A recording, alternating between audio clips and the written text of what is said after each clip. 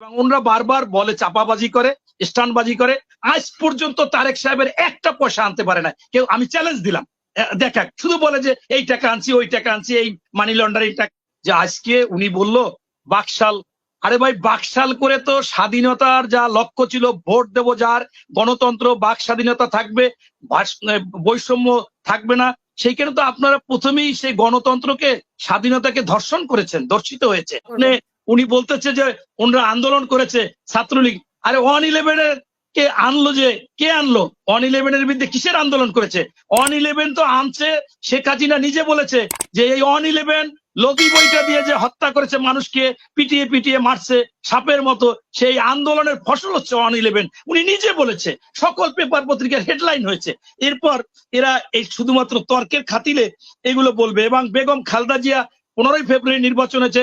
আপনাদের ভালোভাবে জানা দরকার যে যখন উনি বারবার বলছে তত্ত্বাবধায়ক বিল আনতে হবে, তখন ওনাদেরকে সংসদে ডাকা হয়েছিল, তখন ওনারা বলছে আমরা যাব না, আপনি তত্ত্বাবধায়ক বিল পাশ করেন।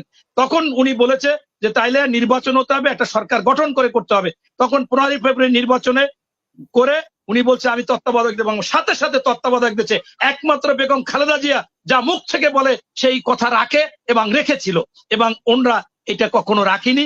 এবং সেটা আরো প্রমাণও আছে। 18 সালে আমাদের সকলের নির্বাচনে আনলো, বললো সকলের মামলা প্রত্যাহার করবে। আমরা বস্তা ভরে নাম টাম লেখে আমরা সেই মামলা দিলাম, আরো তাদের নামে মামলা দিলে একটা মামলা প্রত্যাহার করলো না। এই শেখ হাসিনা বলেছিল আপনাদের মামলা প্রত্যাহার হবে, আমি নিজেও দিয়েছিলাম। তাই মনে করেন যে এই যে কথাগুলো, এটা চোরের মার বড় গলা, এরকম একটা কথার মতো মনে হচ্ছে আমার কাছে। এবং এই নির্বাচনে খালেদা জিয়া যেটা করেছিল সেটা যথার্থ ছিল, নতুবা আরো সমস্যা হতো। কারণ আপনি বিল পাস করতে গেলে তো সেখানে 151 জন সংসদ সদস্য লাগবে বা বেশি লাগবে। সেখানে তো জাতীয় পার্টি চলে গিয়েছিল, অনেকে চলে গিয়েছিল, এরকম একটা অবস্থা হয়েছিল। এরপর আপনি মনে করেন উনি আবারও তারেক সাহেবের কিছু কথা টথা বলেছে।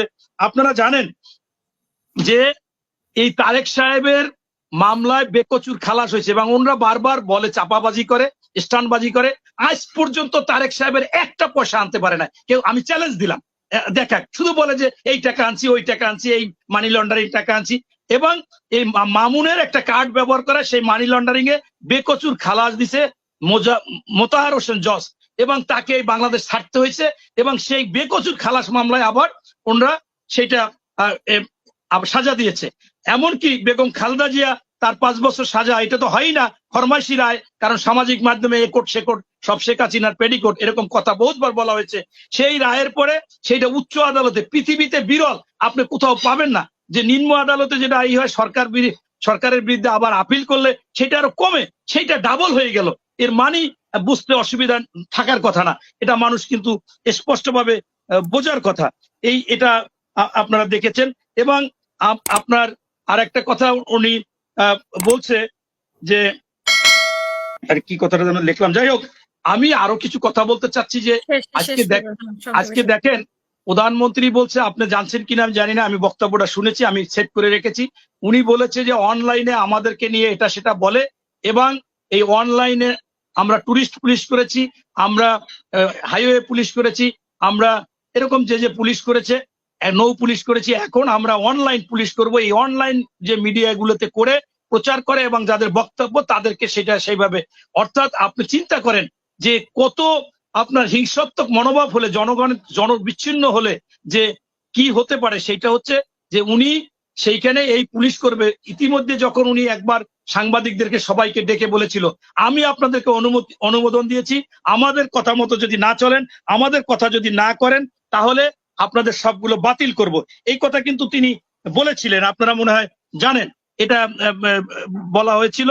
এবং আমি সর্বশেষ বলতে চাচ্ছি যে আজকে উনি বলল বাকশাল, আরে ভাই বাকশাল করে তো স্বাধীনতার যা লক্ষ্য ছিল, ভোট দেব যার, গণতন্ত্র, বাক স্বাধীনতা থাকবে, বৈষম্য থাকবে না, সেইখানে তো আপনারা প্রথমেই সেই গণতন্ত্রকে, স্বাধীনতাকে ধর্ষণ করেছেন, ধর্ষিত হয়েছে এবং এখনো চলতেছে। আপনি সেইখানে বহুদলীয় গণতন্ত্র পরবর্তীতে জিয়াউর রহমান ফিরিয়ে এনেছিল, এবং জিয়াউর রহমান যে 3টা কাজ করেছিল, জনশক্তি রপ্তানি, গার্মেন্টস এবং বিভিন্ন খামার, সেটা কিন্তু এখনো আছে।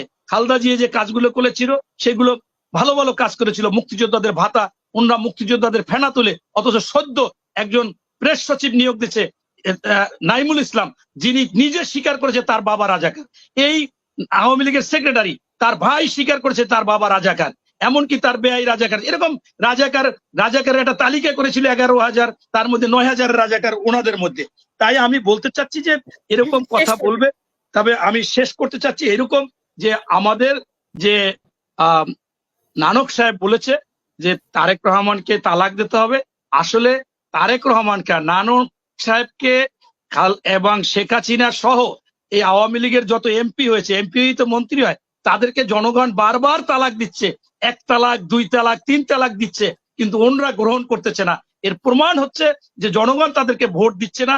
14 সালে আপনারা আওয়ামী লীগের একজন সাবেক মন্ত্রী তালুকদার মাহবুব, তিনি বলেছে যে কোনো ভোট হয়নি, আমি এবং পুলিশের বহুত রেকর্ড আছে, ভোট হয়নি, ভোট কেটেছে।